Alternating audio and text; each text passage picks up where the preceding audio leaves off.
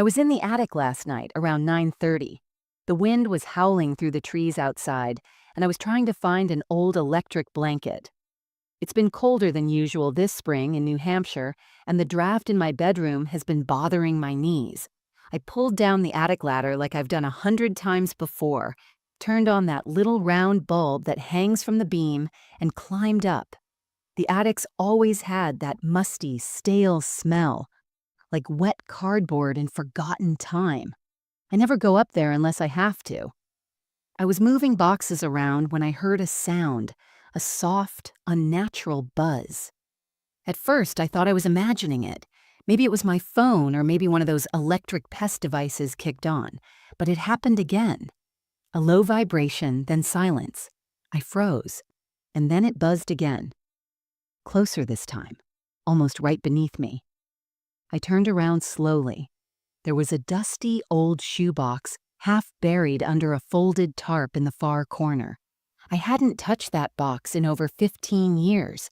It had EQ written on the lid in faded black marker. Evan Quinn. My son.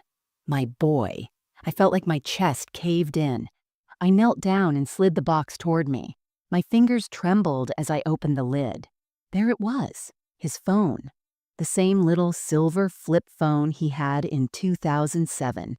Scratch screen, chipped corner, the same crooked sticker of a Martian on the back. It shouldn't have been buzzing. The battery should have been dead a decade ago, but it was vibrating again in my hand. I pressed the button to open it. One text message. From Evan's number. Sent last night. I never left this room. I couldn't move. I couldn't breathe. The attic felt suddenly smaller. The air thick. The phone buzzed again, but I didn't look at the screen. My eyes locked on the insulation along the back wall. Something shifted in me. Not fear, not shock.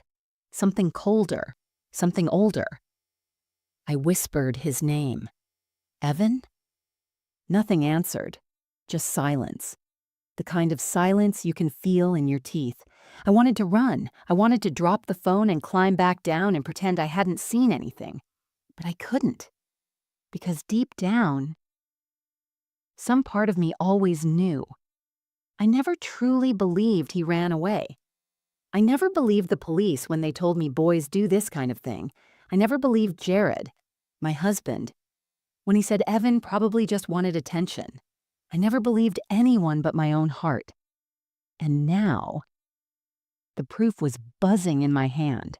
I sat there on the attic floor, staring at the screen, while the wind rattled the little window. My knees started to ache from the cold wood beneath me, but I didn't move. 15 years I'd waited for something, anything, and now this. Stay with this video, because what this mother uncovers next will leave you stunned. And the truth? It was hidden in plain sight all along. Before we start, let us know in the comments where you're watching from. Don't forget to like, share, and subscribe for more powerful stories. That was the moment everything changed. But to understand why that text shattered me, you have to know who Evan was, who we were before 2007, before that summer when he vanished without a trace, before my entire world shrunk down to police reports, missing posters, and boxes of his clothes I couldn't bring myself to donate. The truth is, I used to think grief had a shape, like a canyon you fall into and maybe, eventually, climb back out of. But that's not what grief is. Grief is a hallway with no doors. You just walk it.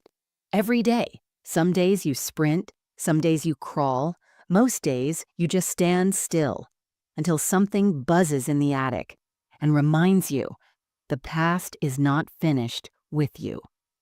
The attic light started flickering, and for a moment I swear I heard a creak behind the wall. Not like wood settling, like something moved. I know how that sounds. I'm not a crazy person. I've taught hundreds of students over my years as a librarian. I've spent more hours reading forensic articles than fiction since 2007. I don't believe in ghosts or signs or any of that, but I believe in my son. And I believe he never left me. That phone, that box, didn't just open a mystery. It opened a door I thought had been permanently sealed, And now I need you to walk with me through what came next, through the things I discovered, the people I trusted, the silence that surrounded me, and the truth I uncovered, piece by piece. Because this isn't just a story about a lost boy. This is a story about a mother who refused to stop listening for the one voice everyone else forgot. People always say you don't know the value of a moment until it becomes a memory. But that's not true. I knew the value of every moment I had with Evan. I just didn't know how fast the floor could disappear beneath them.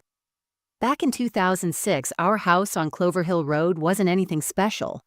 Just a 3-bedroom colonial with a porch that creaked when it rained and shutters that never quite matched.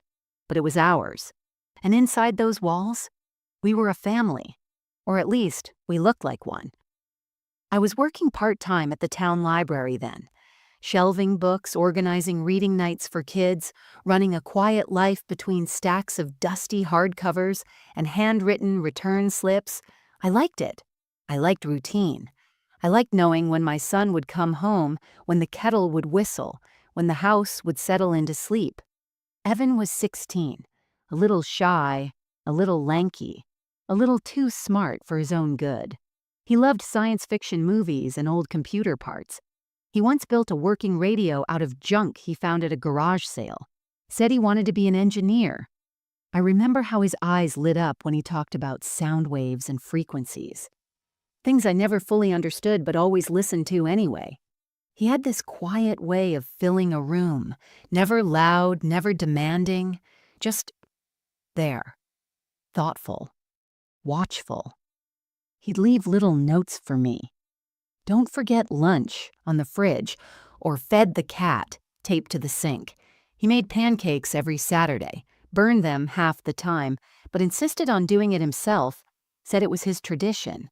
Jared, my husband, was functional. He worked construction, left at 6:30 every morning, came home around 5, said little, ate a lot, drank a beer or two, fell asleep in the recliner by 8. He wasn't cruel, just distant. The kind of man who believed emotion was weakness and silence was strength. He never really got Evan. Tessa, our daughter, was 3 years older than Evan. Bright, stubborn, and always itching to escape this town. They didn't fight, but they weren't close. She said Evan lived in his own world. Evan said Tessa was allergic to quiet. They existed like 2 moons in different orbits, crossing only at dinner time, eye rolls exchanged like currency. And then there was me, holding it all together like worn-out glue, making sure there was toilet paper in the bathroom, frozen peas in the fridge, birthday candles in the drawer, just in case. That winter, before everything fell apart, Evan helped me decorate the tree. We listened to old jazz on the radio. He said Bing Crosby's voice made him sleepy, but he sang along anyway. He made a paper snowflake for the top of the tree and insisted we keep it, even though it drooped sideways. I still have it, folded up in a cookbook I haven't opened in years. We were okay, not perfect, but okay. I thought the silence in our house was just normal. I thought Jared's coldness was just manhood. I thought Evan's long hours in his room were teenage privacy, not isolation. I thought love was about keeping things from breaking, not about checking if they were already cracked. I see it now, in memory. The way Evan lingered when he hugged me, like he was trying to say something through my sweater. The way he hesitated before going upstairs, like he was bracing for something I couldn't see. The way he sat in the passenger seat, eyes flicking to the rearview mirror every few seconds, even though there was no one behind us. He was carrying something, and I wasn't brave enough to ask what. You don't question peace when you've worked your whole life to earn it. You protect it, even if it's built on denial. That was the last spring I remember feeling like things made sense. Evan won second place in the regional science fair, built a sensor that could detect temperature changes in a room, said it was meant for tracking emotional shifts in a space, like when people argue. I laughed, said he was too smart for small towns like this. Jared rolled his eyes when he heard. That kid needs to get his head out of the clouds, he muttered, watching TV. Evan heard him. I saw his shoulders dip. But he didn't say anything. Neither did I. Because back then I still believed silence kept peace. That love meant tolerating discomfort, not confronting it. And besides, we were fine. Evan was here. He made me tea when I had migraines. He washed the dishes when I forgot. He kissed my cheek every morning before school. He was here. And I thought that was enough. Until one day, he wasn't. The first moment I should have paid attention to came on a Thursday in early May of 2007. I remember because I was late coming home from the library.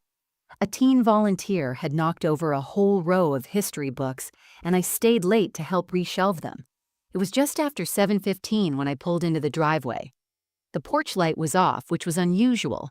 Evan always turned it on if he knew I'd be home after dark. It was one of those little things he always remembered. Thoughtful like that. Quietly caring. When I walked in, the house was silent. No hum of the TV, no clinking of dishes in the sink.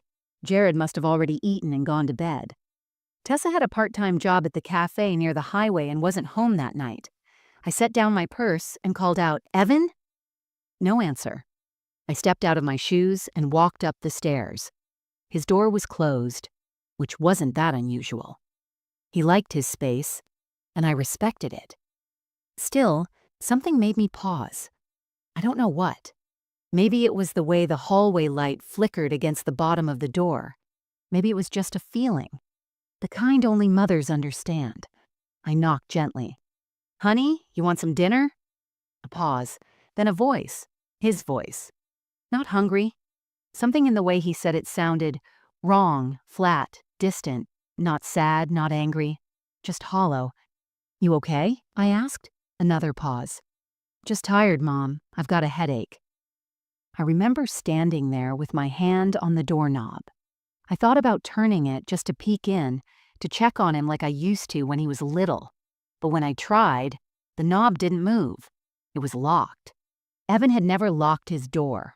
Not once. Not even during fights with Tessa or after tough school days. He always said he didn't like the idea of walls between people in the same house. He said it made things feel more lonely. I knocked again. "You locked your door?" A pause, longer this time. Then, "Yeah, I needed to." No explanation, no apology. I stared at the door for another few seconds. My instincts buzzed beneath my skin. I wanted to ask more. I wanted to push. But instead, I said, "All right, I'm heating up leftovers if you change your mind." Okay? I walked back down the stairs, trying to shake off the unease. Jared was snoring in the living room, the glow of the muted TV flickering across his face. I stood in the kitchen stirring a pot of soup I knew no one would eat and kept glancing up at the ceiling, as if I could hear what was happening behind that locked door. That night, I barely slept, and the next morning when I asked Evan if everything was okay, he gave me one of those half smiles, the kind that doesn't reach the eyes. "Yeah, just tired, Mom." He looked paler than usual, like he hadn't slept, like something was gnawing at him from the inside. But I didn't push, because I was afraid. Not afraid of Evan, but afraid of what I might find if I opened the wrong door too soon. I told myself he was just being a teenager, that maybe he'd had a bad day at school, that maybe Jared had been too harsh about something and Evan didn't want to talk about it. But the truth is, I saw it. I saw the crack form right there in front of me, that locked door, that quiet voice, that sudden shift in how he moved through the house. It wasn't just a headache. It was the start of something deeper, something buried. He stopped leaving his door open after that, even when he wasn't inside. He started pulling away, not in dramatic ways, but in subtle ones. Stopped asking to help with dinner. Stopped asking about my day. Our conversation shrank to one-word answers. I brought it up with Jared a few days later. "I think Evan's going through something," I said while folding laundry. "He didn't even look up from his paper. He's just moody. Stop coddling him." I'm not, but he's locking his door now. He's not eating. He's barely talking. Jared shrugged. He'll grow out of it. That's what he always said. About Evan's sensitivity, his stutter when he was little, his fear of thunderstorms. He'll grow out of it. As if Evan were just something to be waited out, not understood. I wanted to argue, but the truth is, part of me wanted to believe Jared was right, that Evan was just pulling back like teenagers do, that this was normal, that I wasn't watching my son slip through my fingers. So I did what mothers are told to do when they're afraid of overreacting. I stayed quiet. I waited. And that silence was the first mistake, because that was the moment I should have leaned in, not stepped back. That locked door should have been a warning.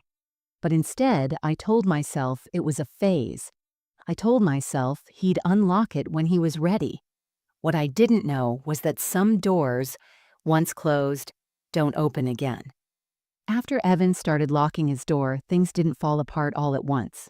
They thinned, like fabric worn too many times in the wash. Not ripped, just faded, weak at the seams. You don't notice right away? Not until you tug a little, and it gives way without a sound. That summer of 2007, my son began to disappear in pieces. He still lived in our house. He still came to the dinner table most nights. He still left his sneakers by the back door and his socks balled up in the living room. But him, the boy I knew, was vanishing in inches. He stopped asking for rides and started walking everywhere, even in the rain. I'd offer, and he'd shake his head. I'm good, Mom. I once followed him in my car, half a block behind, just to see. He didn't talk to anyone, just walked with his head down, hoodie up, hands in his pockets like he was trying to make himself disappear into his own body. His laughter, the real kind, became rare. I used to hear it echo from his room when he played games with his cousin online. That stopped. No more shouts, no more tapping feet, just silence, or the soft hum of static from his old radio. I brought him cookies one evening, his favorite kind, warm oatmeal with raisins. He opened the door just a crack and reached through it. Didn't look at me, just said, "Thanks, Mom." I stood there with the tray still warm in my hands after the door clicked shut. I know how this sounds, like typical teenage stuff. Like distance is part of growing up. But this was different. This wasn't independence. It was withdrawal, not rebellion, retreat. He was folding himself inward. At night, I would sometimes sit outside his door and just listen. Once I heard him crying, not loudly, just a soft, rhythmic breathing like he was trying to cry without sound. I pressed my hand to the door but didn't knock. I didn't know how to help anymore. And worse, I didn't feel allowed to try. One morning, I found a strange bruise on his wrist, just under the edge of his long sleeve. It was shaped like a thumbprint. I asked what happened. He told me he bumped into a locker at school. But his eyes darted to the side when he said it. When I mentioned it to Jared, he barely looked up from his toast. He probably roughhoused with some kid. Let the boy be a boy. That was his answer to everything. Let him be, even when he clearly wasn't okay. I started writing notes to Evan instead of asking questions. Little sticky pads I'd leave on his door or slip under his plate at dinner. I miss talking to you. You can tell me anything. You are not alone. Sometimes I'd find them crumpled in the trash. Sometimes folded neatly and left on my pillow. No response, just returned like unopened letters. That was worse than being ignored. Tessa noticed it too. She said one night, "Evan's getting weird, Mom." I snapped at her, told her to stop labeling him. She rolled her eyes and said, "Whatever. Just don't blame me when he goes full recluse." I wanted to scream at her, to tell her how scared I was, how I felt like my son was screaming through his silence and no one else could hear it, but I didn't, because if I said it out loud, it would make it real, and part of me still wanted to believe it was a phase. One afternoon in June, I came home from work early. The house was quiet except for a low hum coming from Evan's room. His door was unlocked for the first time in weeks. I opened it gently and peeked in. He wasn't there. But the room was strange. Too clean. His computer was off. His bed was made. His favorite hoodie, the gray one he wore almost daily, was missing. And his closet door was slightly ajar. I opened it. Inside, his clothes were pushed to one side. A small blanket laid on the floor. Beside it, a single granola bar and a flashlight. It looked like a hiding place. I didn't know what to do or what to say. So I shut the door, left his room untouched, and sat at the kitchen table for 2 hours staring at the wall. I told Jared that night, and he laughed. Jesus, Delora. The kid's probably just playing some stupid survival game in his head, like that time he tried to sleep in a tent in the backyard. But this wasn't play. This was escape. And it was happening under our roof, right in front of us. He started skipping school then. Once, twice a week, always had an excuse. Stomach ache, headache, just felt off. I didn't press him hard, because every time I did, his eyes would harden like glass, like he was preparing for an impact I couldn't see coming. And there was one day, one awful day, I found him sitting alone in the basement, lights off, just staring at the old furnace. When I asked what he was doing, he said, listening to the quiet. That was when I knew my son wasn't just pulling away.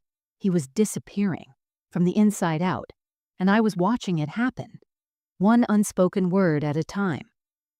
July 14th, 2007. Evan's 17th birthday. I remember the date not because of cake or laughter, but because it was the last day he ever looked me in the eye with trust. I'd been planning something small. Evan never liked big parties or surprises, said they made his skin crawl. He preferred quiet, familiar. So I invited just family, a few of Jared's cousins, Evan's Uncle Mason, and of course Tessa. Nothing loud, just burgers on the grill, paper plates, and one candle on a small chocolate cake. I was trying to give him something normal, something to say. You're still ours, you still matter. He hadn't been talking much that week, barely left his room. His walk had gotten slower, not lazy, but heavy, like he was dragging something no one else could see. That morning, I knocked on his door. Happy birthday, sweetheart. No answer. Just burgers and cake. You don't have to come out for long. I waited. Then, softly, I heard, I'll come down. It was the first complete sentence I'd heard from him in days. By 3 p.m., the backyard was full of low voices and folding chairs. Jared stood at the grill, half-heartedly flipping patties while drinking his second beer. Tessa was scrolling on her phone, already bored. Mason was telling some long-winded story about truck tires. I kept looking at the sliding glass door, waiting, and then Evan stepped out. His hair was unbrushed. He wore that gray hoodie again, zipped up, despite the heat. Hands in his pockets, eyes low. He stood near the edge of the patio, not moving toward anyone, like he was trying to be present but invisible at the same time. I walked over, gave him a gentle hug. He let me, but his body stayed stiff, like he didn't know how to be held anymore.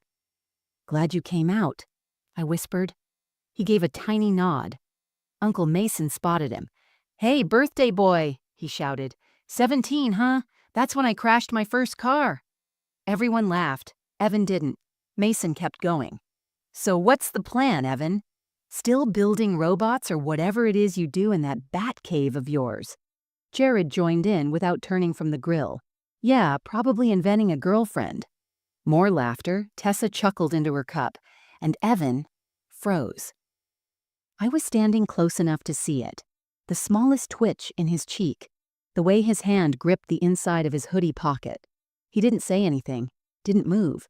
He just stood there, as if the sound around him had turned into a wall. I turned to Jared. That's not funny, he shrugged. He needs to learn to take a joke. I looked at my son. His eyes were wide but unfocused, like he wasn't there anymore, like the shell was. But he wasn't. I touched his arm gently. "You okay, baby?" He blinked once, then turned around, walked back inside, and closed the sliding door behind him. No slamming, no yelling, just retreat. Everyone pretended it was fine, that he just needed some space. But I stood there with my heart pounding, not with anger, with grief, because I saw something break in him, quietly the way a branch splits under snow, silent but irreversible. I didn't go after him right away. I stayed outside, smiled for the guests, cut the cake, passed the plates, watched as people who had known my son his whole life failed to even ask where he went. Later that night, I brought a slice of cake up to his room. His door was closed but not locked. I knocked gently. "It's chocolate. Just thought you might want some." No answer. I opened the door slowly. He was sitting on the floor beside his bed, back against the wall, arms wrapped around his knees. The room was dark, save for the dim screen of his old computer humming softly in sleep mode. I stepped in and set the plate down on his desk. "I'm sorry," I said quietly. He didn't look at me. I waited. Then he whispered. "They all laughed." His voice cracked at the end. "They didn't mean to hurt you," I said. But even as I said it, I hated myself for how weak it sounded. He finally turned to me, just his head, not his body, and what I saw in his eyes haunts me even now. It wasn't anger, it wasn't even sadness. It was vacancy. "They never see me," he said. "I could disappear and no one would notice."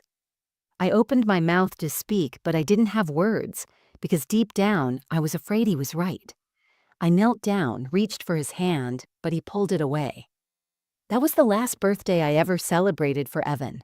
The next morning, the cake was still untouched, the plate covered in plastic wrap, his room silent, and I knew something in him had gone quiet that would never come back. August 3rd, 2007. It was a Friday, and I remember everything, not because anything dramatic happened. No slamming doors, no screaming matches, no threats tossed like knives across the dinner table. That would have made it easier to understand. Something you could blame, something you could fix. But the truth is, it was a quiet night. Too quiet. Jared had come home late from work and gone straight to bed after microwaving a frozen burrito. Tessa was staying with a friend in Concord for the weekend. I had the house to myself. Or so I thought. I remember folding laundry in front of the TV, letting a documentary play on mute. I kept glancing at the clock, expecting Evan to come down at any moment. He always came down late, sometimes for a glass of milk, sometimes to ask if I had any extra batteries, sometimes for no reason at all. Just to sit on the edge of the couch with his hoodie pulled over his knees while I folded socks. That was our quiet rhythm. But that night, he didn't come down. Around 10:30, I walked upstairs and knocked gently on his door. No answer. "Evan, you need anything?" Still nothing. I turned the knob. It was unlocked. That surprised me. I opened the door slowly, expecting to see him asleep or maybe hunched over his desk with his headphones in, but the room was empty. Too empty. His bed was made, neatly. That gray hoodie he wore almost every day, gone. His desk chair was tucked in, his computer unplugged, the lamp by his bed turned off. The silence hit me first, then the stillness. The air in the room felt staged, like a set after the actors had left. No sign of mess, no chaos, just absence. I checked the bathroom, the hallway, the basement. I walked outside and looked down both ends of the street. Nothing. I called his phone. Straight to voicemail. His voicemail was still that old recording from when he was 14. "Hey, it's Evan. Leave something decent, or don't bother." I left a message anyway. "Hey, honey, just checking in. Let me know you're okay." I stood in the kitchen with the phone in my hand, watching the porch light flicker. Then I called Jared. He answered half asleep. "He's probably just out walking or with a friend," he mumbled. "Stop worrying. He'll be back." But I knew. I knew the way mothers know. This wasn't rebellion. This wasn't forgetfulness. This wasn't a moment. It was an end. I stayed up all night, pacing the house, checking the windows every half hour. I called 3 of his friends from school. 2 didn't pick up. 1 hadn't seen Evan in weeks. Said he stopped hanging out altogether after the school year ended. By morning, I was calling hospitals. By noon, I was calling the police. And by the time Jared rolled out of bed and realized this wasn't just me panicking again, I was already printing missing posters with Evan's yearbook photo. His face, soft, kind, hopeful, staring back at me from the printer tray like an accusation. The police came. They took a report, walked through his room, asked the usual questions. Was he upset? Was there a fight? Did he ever talk about running away? I told them no, because that was the truth. Evan hadn't talked about anything in weeks. They found no sign of forced entry, no disturbance. Just a note on his desk with a sketch of a house and a caption written in his scratchy handwriting. Sometimes the quiet is the loudest sound. That was it. That was all he left behind. No confession, no goodbye. Just a sentence that made no sense and all the sense in the world. The police labeled him a voluntary runaway. Said he was 17, legally close to being an adult. Said these things happened more often than people realized, but I knew they were wrong. Evan didn't run. He disappeared, like smoke through fingers. No footprints, no shadows. Just gone. Tessa came home 2 days later and cried for 20 minutes. Then she stopped talking about it altogether, said she couldn't keep reliving it, said maybe he just needed space. Jared refused to file any more reports after the first week, said we did what we could, said we had to move on, but I couldn't.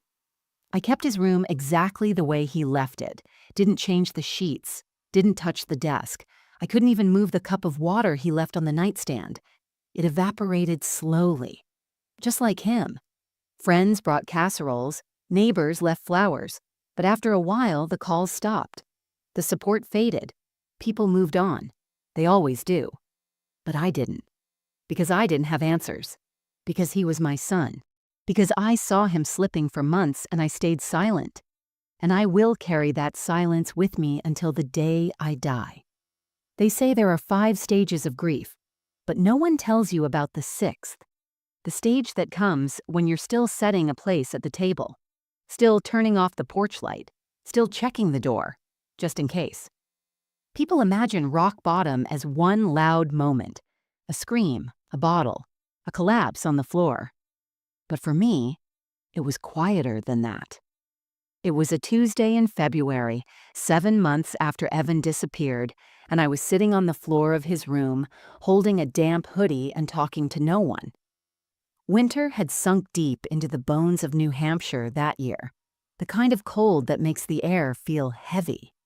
I hadn't turned on the heat in Evan's room. I told myself I wanted to preserve everything just as he left it, but the truth is, I couldn't afford it anymore. Jared had left in November. One morning, he just packed 2 bags and walked out, said he couldn't live in a tomb, said I needed to stop worshiping a ghost and move on. He left his wedding ring in the fruit bowl. Tessa barely visited anymore. She called sometimes, always rushed, always busy. She didn't want to talk about Evan or Jared or me. I didn't blame her. I wouldn't have wanted to talk to me either. My job at the library had ended in December. They were cutting hours, and I hadn't shown up enough to make the argument to keep me. I didn't even try. I was tired of pretending to care about overdue fees when my son's face was still tacked to the bulletin board next to the reference desk. That night, the one I call my bottom, the wind outside was howling through the eaves.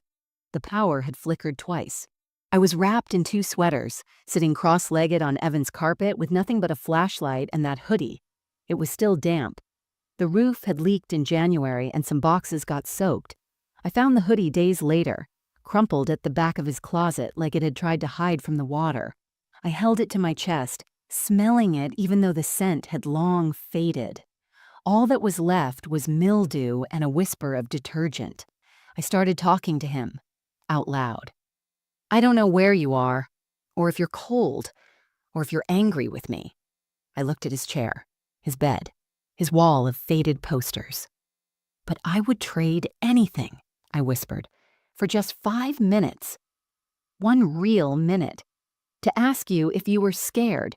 To ask you if you knew how much I loved you. I closed my eyes and imagined his voice.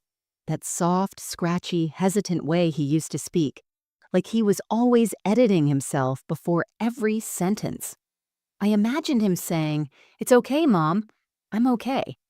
And for a moment, I believed it. Until I opened my eyes and remembered the silence.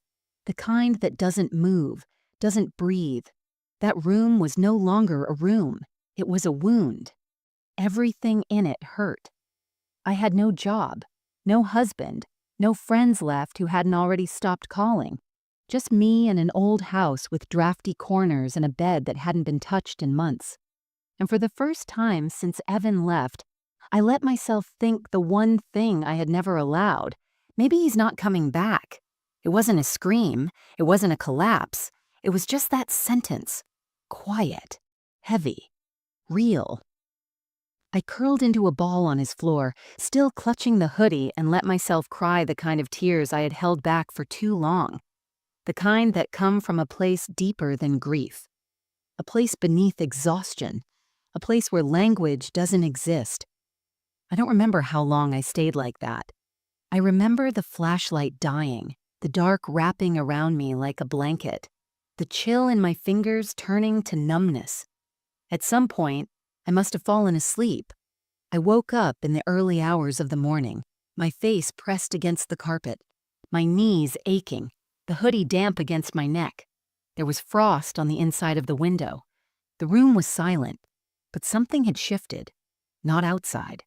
Inside me, a thought, small, faint, but real. If I don't get up, no one will. No one was coming to knock on the door and save me. No one was bringing answers. No one was digging through old files or interviewing new witnesses or asking the questions I was too tired to keep asking. It was me. It was only ever going to be me. I stood up slowly, knees cracking, legs stiff. I put the hoodie back in his closet. I pulled the blanket off his bed and wrapped it around my shoulders. I walked downstairs and made a cup of tea, the first thing I'd eaten or drunk in almost 24 hours.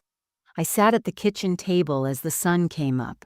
I stared at the trees outside, their branches heavy with snow, bowing under the weight. They didn't break. They bent. That's what grief does. It bends you. Low. So low, you think you might snap. But if you listen to that silence long enough, you realize you're still breathing. You're still here. And that means something, even when everything else is gone. Grief is a strange kind of fog. You stop seeing the world in front of you, not because your eyes don't work, but because your heart stops asking to be surprised. That's how I lived for years, just moving through the outline of a life. Grocery lists, folded towels, occasional calls from Tessa that felt more like check-ins than conversations. People had long stopped asking about Evan. They thought silence was respect. I knew better. Silence was forgetting. It was mid-April when it happened. I was in the attic again, and for the first time in over a year. The leak had returned in the upstairs hallway, and I needed to check the insulation. The roofing guy said there might be some damage near the eaves. I didn't want to deal with it, but I couldn't afford another winter with mold creeping down the wall. The attic still smelled the same. Dry dust, forgotten paper, a faint trace of old cedar from a broken wardrobe we'd never thrown out. I brought a flashlight even though it was broad daylight. The small window barely let in light anymore. Cobwebs and grime made sure of that. I stepped over boxes labeled Christmas, schoolwork, MISC, and paused near a pile of old tarps. Something was off. A lump in the corner didn't match what I remembered. I pulled the tarp back, and there it was. A small cardboard box, not dusty like the others, newer, or maybe just untouched, no label, no tape, just a lid resting on top. My heart started pounding before I even knew why. It wasn't fear. It was knowing, deep, bone-level knowing that something was about to change. I lifted the lid slowly. Inside, Evan's old phone. The flip phone. Silver, scuffed, with the cracked screen he refused to replace and the crooked Martian sticker on the back. My hands started shaking. I had asked the police about the phone when he disappeared. They said it hadn't pinged, said maybe he had ditched it before running. We never found it, until now. It was sitting in a shoebox, wrapped in one of his old t-shirts, the dark blue one with the fading NASA logo he used to wear to bed. I sat down on the attic floor, cross-legged, the same way I used to sit beside Evan when he played with his building kits. I pressed the power button. I didn't expect anything, not after so many years. But the screen blinked, faintly, flickering, and then it vibrated in my hand. Once. A low, drawn-out buzz like a heartbeat, and then a message from Evan's number. Just one line. I never left this room. I don't remember how long I sat there. The phone buzzed again. Same message, same number. Timestamp? That night.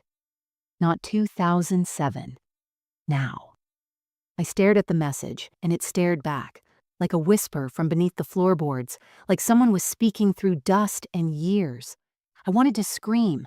I wanted to believe it was a glitch, that it wasn't real. But I knew. I knew what mothers know when they stop pretending they don't. I looked around the attic like I was seeing it for the first time. The beams, the insulation, the draft in the back corner, and then I remembered something vague but real. Years ago, Evan had asked Jared about installing soundproof foam, said he wanted to record audio for his projects. Jared had brushed him off, but he had shown him the attic, mentioned the vent shaft that used to connect to Evan's bedroom, a leftover from when the house was built in the 50s. It had been sealed years ago, Jared said. Too much draft. I stood up slowly and made my way to the back wall. There was a layer of old fiberglass insulation, stapled unevenly. Behind it, a thin wooden panel. I pulled gently. It gave way too easily. Behind it, a narrow, sealed crawl space, barely 2 feet high, 5 feet deep, lined with foam, worn, old, crumbling in parts, but unmistakably man-made. Inside was an empty water bottle, a granola wrapper, and a small stack of notebook paper, yellowed with age. I reached in with a gloved hand and pulled one out. On the top page, written in Evan's handwriting, "If you find this, then someone finally looked." The paper fell from my hand. I backed away, heart slamming against my ribs. He had been here. Not in 2007, not years ago. Here. This house. This attic. This space I had walked beneath 1,000 times. I started shaking, not from fear, from grief, yes, but also from clarity. Everything I thought I knew was wrong. Everything I thought I lost. Maybe I didn't lose it the way they told me. Maybe Evan didn't leave us. Maybe he was taken, hidden, silenced, by someone who knew exactly how to make it look like he had run away. And maybe, just maybe, the truth was never gone. It was buried, waiting for me to dig it back up. The crawl space stayed open for 3 days. I didn't have the strength to close it. Every time I walked past the attic steps, I felt like I was walking past a grave. But not the kind where something ends, the kind where something waits to be dug out. I kept going back, not to solve anything. Not yet. I just needed to see it again. The way the insulation peeled back, the way the foam had been nailed so carefully, how someone, not Evan, had taken the time to create that little space and make it disappear from view. I read the rest of the notes in silence. There were 9 pages in total. Evan's handwriting. Shaky in some, clearer in others. He'd written about hearing footsteps, about being given food only at night, about being told to keep quiet or they'll send you away for real. He never named who, but I didn't need a name, because there were only 3 people in this house during that time, and only one had keys to every door and attic panel. Jared. It hit me like a slow wave. Not a scream, not shock, just a stillness so wide and heavy that it made my ears ring. I sat in the attic with the pages in my lap and remembered every time Jared told me Evan was just sensitive. Every time he said to let it go. Every time he rolled his eyes when I said something didn't feel right. He knew, and I didn't want to admit it. Not then, not even now. But in my bones, I did. That was the beginning of my awakening. Not a movie scene. Not an epiphany with soaring music and tears. Just this one thought, clear as glass. No one is going to save my son except me. And maybe I couldn't save Evan the way I used to, with soup when he was sick or a blanket when he was cold. Maybe this wasn't about hugs or comfort anymore. Maybe this was about justice. Maybe this was about truth. The next morning, I did something I hadn't done in years. I took a shower before 8 a.m. I made coffee that wasn't instant. I pulled out the folder I kept tucked in the back of my closet, the one labeled Evan versus personal notes. Inside were my own pages, things I wrote down and never shared, times, dates, comments Evan had made, things I'd overheard, observations no one had wanted. I looked at them now, and for the first time in years, they made sense. Together, they formed a story. Not a full one, but enough to suggest someone was hiding something. I began rereading old emails. I called Evan's old school and asked for his attendance logs. I dug through utility records, notebooks, old receipts Jared left behind when he moved out. Everything I'd once told myself wasn't evidence. Now it looked like a map. I didn't tell anyone what I was doing. Not Tessa, not neighbors, not even the police. Not yet. I needed time, space. I needed to think clearly for the first time in years without grief choking me. I started walking again every morning, not far, just around the block. But something in the rhythm of my steps helped me breathe. I'd spent so long curled inward trying to survive inside a house that had betrayed me. Now I needed air. I needed motion.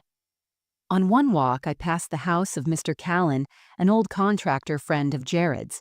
He'd retired a few years ago, but he used to do a lot of odd jobs for us, including attic repairs. I knocked. He looked surprised to see me, but smiled kindly, invited me in. I didn't give him details, just asked if he remembered doing any attic modifications for Jared around 2006 or 2007. His smile faded. He rubbed his jaw, thought for a moment, then said something I'll never forget.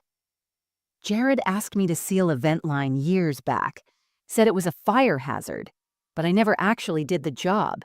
When I came by, it was already blocked. He just asked me to make it look neat. I thanked him, walked home, and sat in my car for 10 minutes with my keys in my hand and my heart breaking all over again. This wasn't a theory anymore. This was deliberate. That was the moment I stopped thinking like a mother and started thinking like a witness. The pain didn't leave, but it moved, shifted, found a different shape. I still missed Evan, every second, every breath. But I didn't just want him back anymore. I wanted his truth back, the truth of who he was, what happened, why it was buried, and who helped bury it. That's what awakening feels like, not a sunrise. A quiet match lit in the dark. You don't shout, you just begin. People think power looks like shouting, but I've learned it's quieter than that. It's what you do when no one is watching, the steps you take without asking permission. The moments when your hands move, even though your heart is still shaking. That's what the next few weeks were for me. I didn't make a single dramatic gesture. I didn't scream down the street or post Evan's story online. I didn't call the news. I didn't tell Tessa. I didn't even call the police right away. Because I wasn't ready to speak. I was ready to build. And I knew from the moment I opened that crawl space, I'd need more than grief if I wanted anyone to finally listen. So I started documenting, carefully, silently, like a woman preparing for a quiet war. I took photos of the box, the crawl space, the foam insulation, the old papers with Evan's handwriting. I bought a cheap secondhand smartphone and used it only for that. Photos, voice notes, scans. I didn't store anything on my home computer. I didn't want traces. I made a spreadsheet of every suspicious detail from 2006 and 2007, dates when Jared had taken days off without telling me, days Evan missed school, times the electric bill suddenly spiked, probably from a space heater running in that sealed attic void. I looked back at the house records. Jared had filed for a roof modification in early 2007, said it was to repair structural stress. He never mentioned it to me. I found the permit online. And I found something else. The name of the contractor listed on the application. It wasn't Mr. Callan. It was someone I'd never heard of. And the business was no longer active. I added that to the file. I called Mr. Callan again, this time with a different tone in my voice. I asked if he'd be willing to walk through the attic with me, just to give me peace of mind. He came over 2 days later, brought a flashlight, brought gloves, and when he peeled back the insulation and looked into that narrow crawl space, his face went pale. "I didn't build this," he whispered. "This wasn't here when I last worked up here." He crouched down and studied the seams. "This wasn't sealed for fire safety," he muttered. "This was sealed to hide. Look at the foam depth. That's soundproofing. This took time." I took a photo of his hand pointing to the wall. Didn't say a word. He looked at me, his eyes full of something between sorrow and rage. "Delora, you need to go to someone with this." I nodded, but I didn't move, because not yet, not before I was ready. That night, I pulled out Jared's old filing box from the basement, the one with his tax records and receipts. He used to insist on doing everything on paper, said digital could be faked. I remember thinking that was paranoid back then. Now it just felt calculated. Inside, I found a gas station receipt from July 2007, timestamp 2:13 a.m. The same week Evan disappeared. It was for 2 gallons, just enough to fill a portable tank, the kind you'd use for a heater or small generator. There was a note scribbled in the margin in Jared's handwriting, "Check attic line." I scanned it. Then I took a deep breath and called Tessa. She sounded surprised to hear from me. "I'm fine," I said, "but I need to ask you something." "About Evan?" "Yes." A pause. "I don't want to go through that again, Mom. You know how I get—" "No," I said softly. "I don't want to go through it either, but I found something. In the attic." She went quiet. "I need to know," I said. "Do you remember if Dad ever told you to stay out of the attic when we were kids?" Another pause, then, "Yeah, he said it was dangerous, that the boards were weak. He told me never to go up there without him." I closed my eyes. "Did he say the same to Evan?" "I think so," she said slowly. "But Evan went up there anyway sometimes. He used to say he wanted quiet." She was quiet for a long time, before finally whispering, "Did he go up there the night he—" I didn't answer. Not yet. Instead, I thanked her, said I loved her, hung up.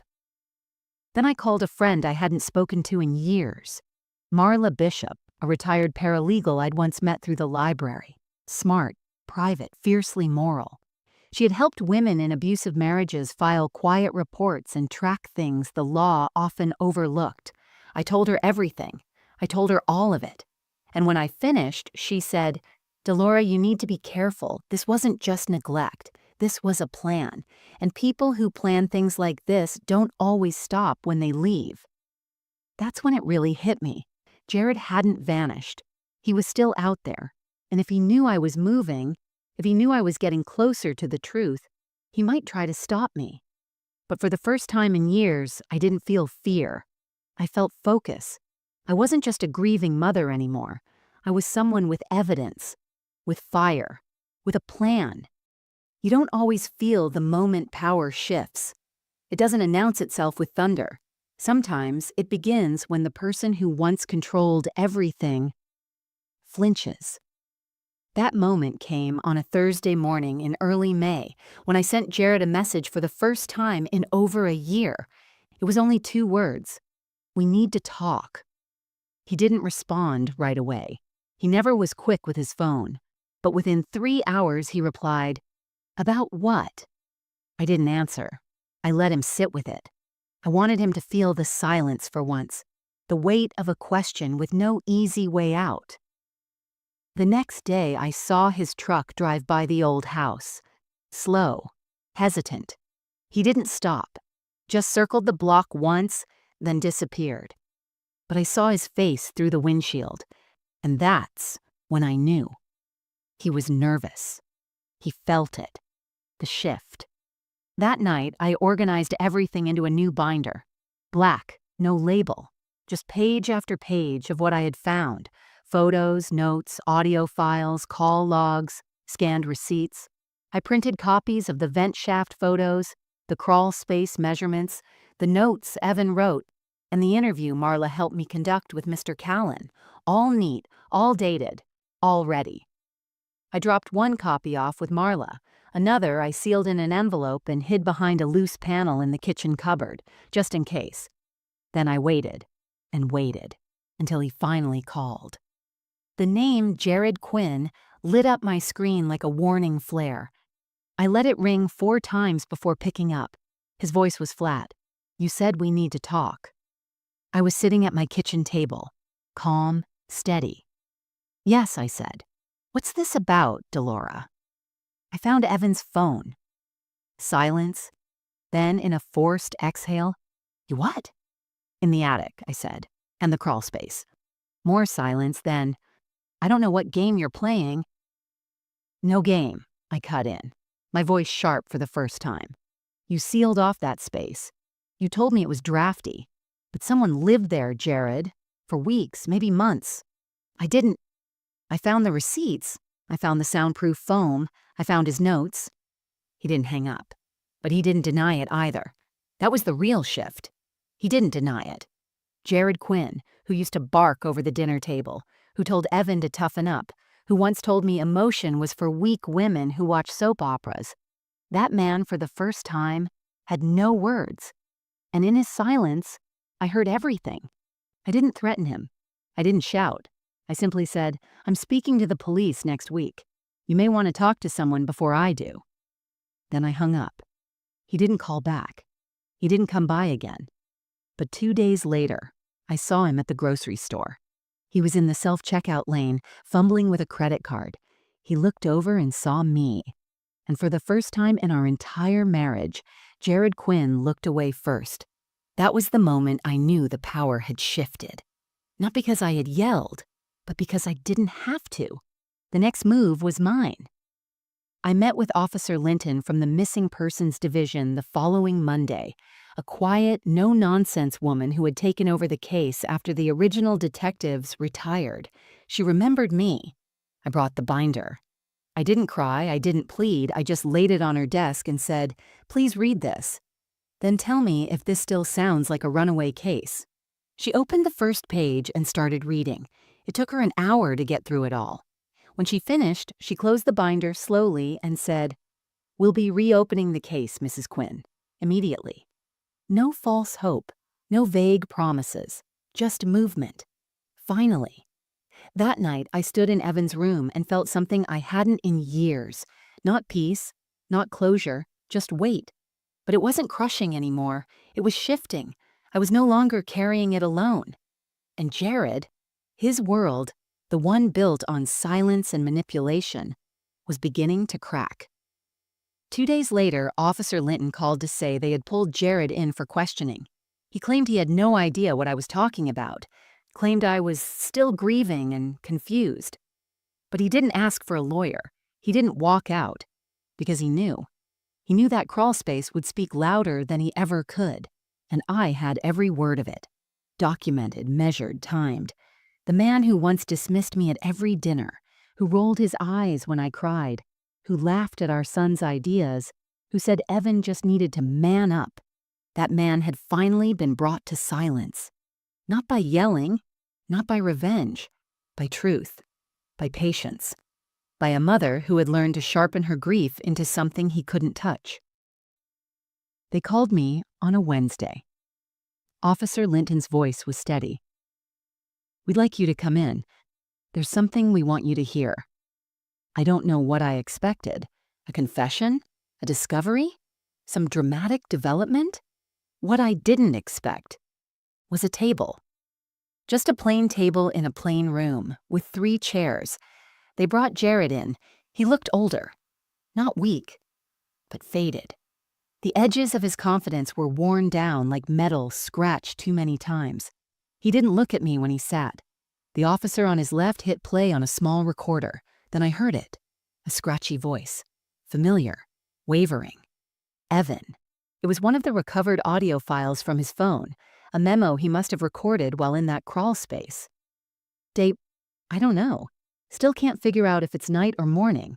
I think he's gonna seal it for good. I heard him hammering. I think he said something like, "This is your fault." I don't know why he hates me. Maybe I'm just too much. The voice cracked. Then silence. The officer paused the recording. I didn't move.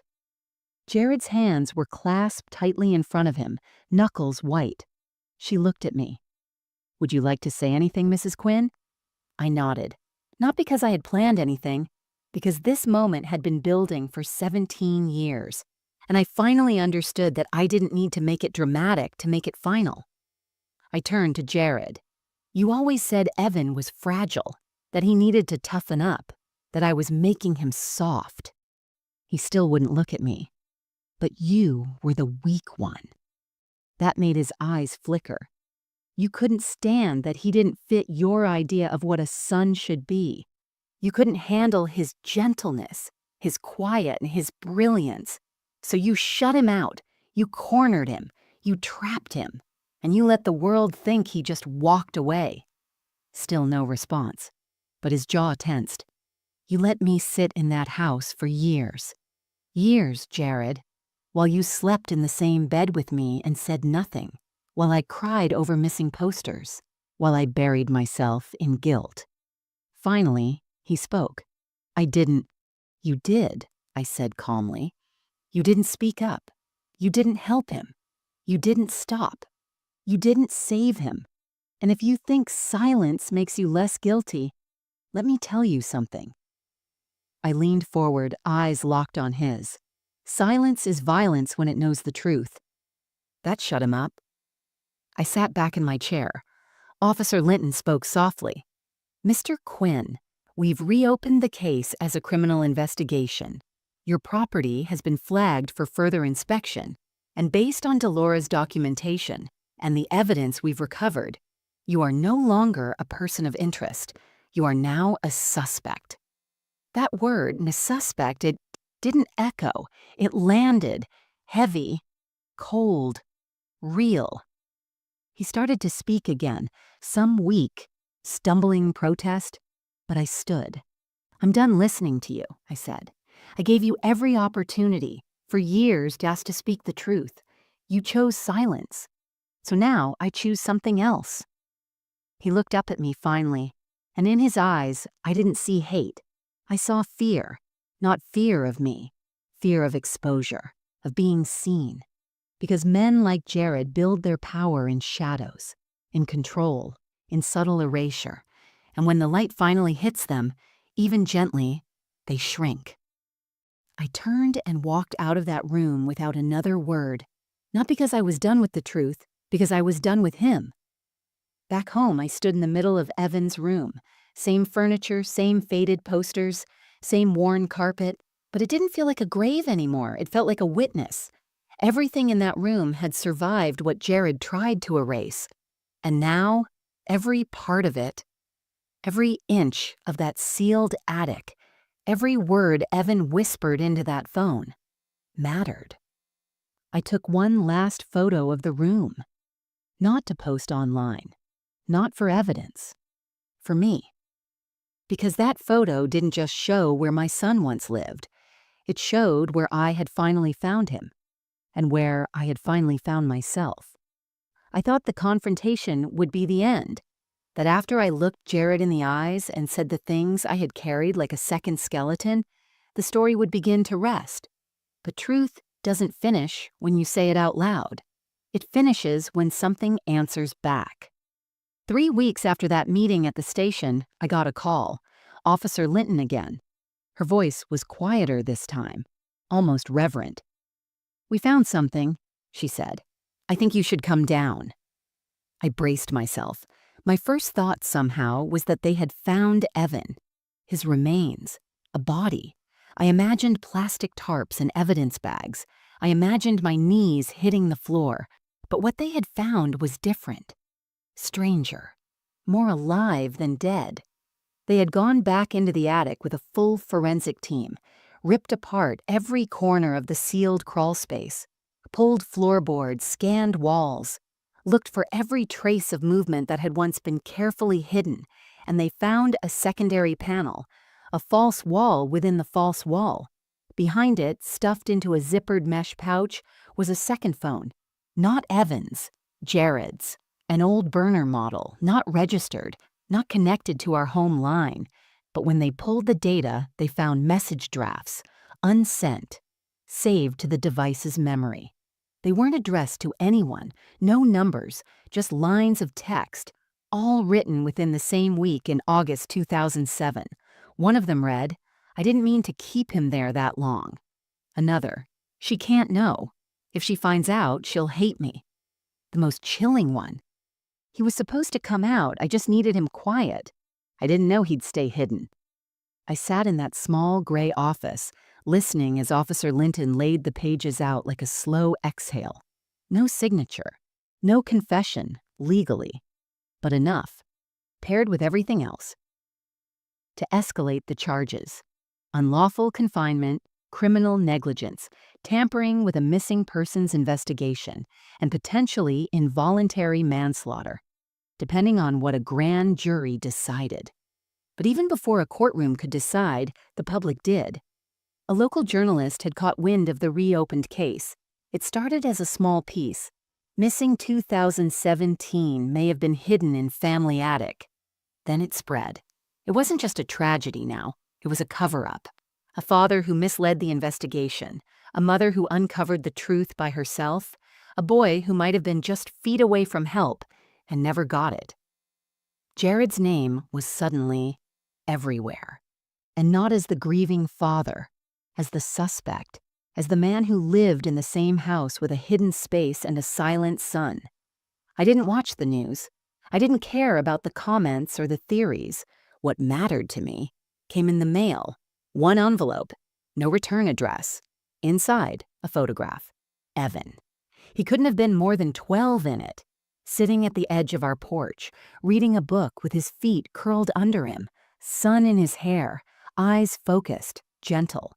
On the back, in ballpoint pen, he mattered. I held that photo to my chest and cried. Not the kind of crying that empties you, the kind that makes room. A few days later, I went back to the attic one last time. The forensic team had long finished. The floor was scarred, boards torn up, insulation in patches. But something caught my eye near the edge of the space. A tiny plastic object wedged beneath a rafter. I pulled it free. It was a toy. One of those little keychain models Evan used to collect from vending machines. A spaceship. Red and silver. The wings were chipped, but it was his. I remembered him showing me that one. "This one's special," he said once. "It doesn't go anywhere. It waits." I took it downstairs, set it next to the photo on the mantel. That was justice. Not court dates, not headlines, but proof that Evan had not been erased, not forgotten. And Jared? He never spoke again publicly. His lawyer tried to argue mental strain, confusion, emotional collapse, but the evidence was loud, too loud. The grand jury indicted him. And though the trial is still months away, I already know. Even if no sentence comes, the world knows. And more importantly, I know.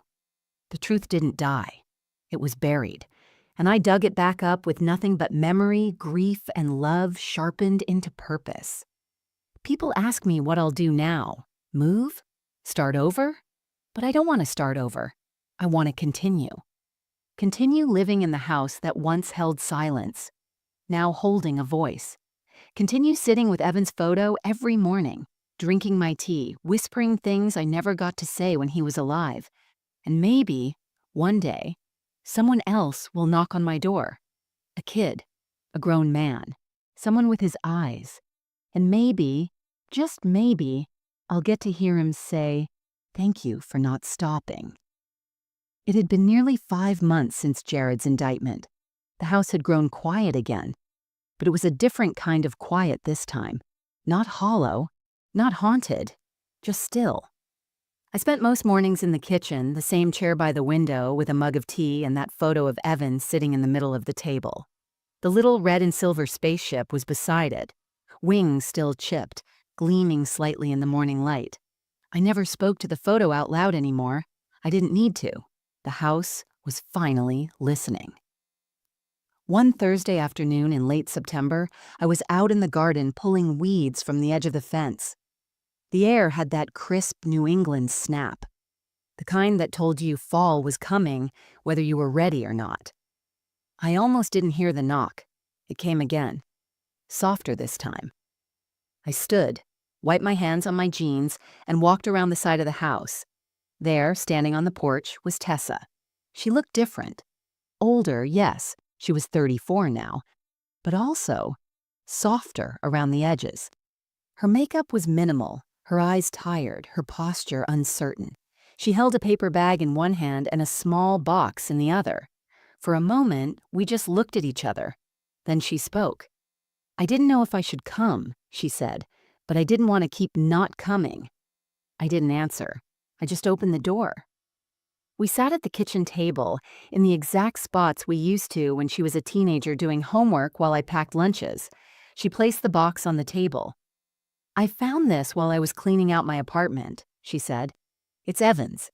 He gave it to me the year before he disappeared. Said I could have it if I ever needed someone to talk to."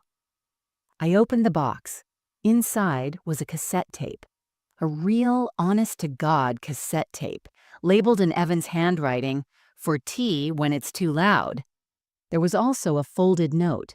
I unfolded it carefully. "You always think I don't see you, but I do. I know your anger isn't really anger, it's armor. I hope you take it off someday." Tessa was crying before I finished reading. "I don't deserve to," she whispered. "I wasn't there for him. I wasn't there for you." I looked at her. She wasn't asking for forgiveness. She wasn't trying to be the girl who slammed doors and rolled her eyes. She was just here, finally, fully. And for the first time in years, I wasn't waiting for her to apologize, because I didn't need it. "I know," I said. She blinked. "But I also know you were just a kid, Tess. You were angry at a world that didn't listen to either of us, and maybe you didn't know how to help. But you're here now."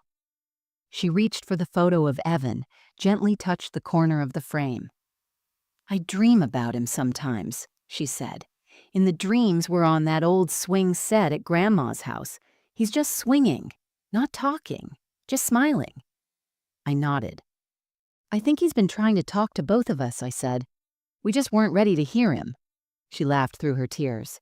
"You sound like a movie character." Maybe. Or maybe I'm just a mother who's finally stopped trying to carry everything alone. We didn't hug right away. We just sat there. Two women who had been broken by the same silence, now breathing the same air again. And then slowly she reached across the table and took my hand. It wasn't dramatic. It was warm. Firm. Real. Later that evening, I showed her the attic. The crawl space had been resealed. Not hidden, just closed, respectfully. The forensic team had taken everything, but I had saved one thing. A strip of foam from the original soundproofing, about 6 inches long. I kept it in a clear jar on the mantel. Tessa stared at it for a long time. "That's what kept us from hearing him," she said. I nodded. "Yes, but it also helped me find him." That night, she stayed over. First time in years. We didn't talk much after dinner. Just watched an old movie Evan used to love. The one with the talking robot and the lonely planet. I don't even remember the ending. I just remember feeling something I hadn't in a very long time. Still. But not alone. That's what healing looks like sometimes. Not full closure, not perfect relationships, just presence. Tessa didn't promise to call every day. She didn't ask to move back in. She didn't offer anything big. She just came back, and I let her in. Not because I needed her to fill a hole, but because I had finally patched it myself. Now I could welcome her without fear, without need, just love. I keep one room in this house lit at night now, just one. Not because I'm afraid of the dark, but because, for years, I lived in it, and now I choose light. It's Evan's room. The door stays open, always. The lamp by his desk casts a soft amber glow over the shelves, the posters, the folded blankets. I sit in there sometimes, not to grieve, not anymore, to remember, to listen. The first time I stepped into that room after the investigation ended, after Jared was gone, after Tessa came back, after the house had been gutted and searched and healed, I brought a candle. Not for a vigil, for warmth. I placed it on the desk and lit it with a match. The flame flickered for a moment, then steadied. I watched the light dance against the wall, and I thought, he should have had this. A soft place, a safe space, a door that opened when he knocked. I didn't give it to him in time, but I can give it now, in whatever way remains. Some people think stories like mine end with headlines, courtroom justice, handcuffs, verdicts. But that's not where it ends. It ends in the quiet, in the mornings where I still expect to hear his voice and don't, but smile anyway. In the letters I write to him on my notepad and leave on the windowsill, even if they're carried away by wind. In the way I now look at other boys who walk by with heavy backpacks and tired eyes, and wonder if their silence is being heard. In the way I no longer beg the world to believe me, because I've seen what the truth does when it finally breathes. I still don't have all the answers. Where exactly Evan spent his final hours, what Jared's exact intentions were, how a father becomes a stranger right in front of you.